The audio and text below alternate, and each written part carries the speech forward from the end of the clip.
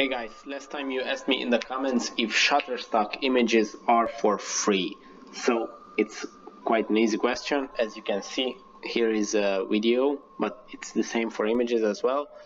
They are not free. You have more options in which quality do you want to download it. But as you can see, the SD quality is 50 euros, HD 59, and 4K video is 149 euros, which is quite pricey. But I can show you something, that there is a campaign on Shutterstock. You can get 10 free images if you sign up. And yeah, that's it pretty much.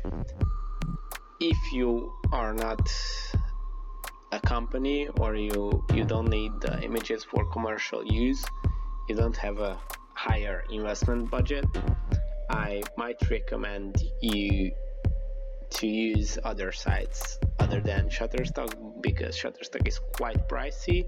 They have very high quality images, but if you don't want to invest a lot, I think you can find for much cheaper or even for free quite good quality as well. So that's it for this video.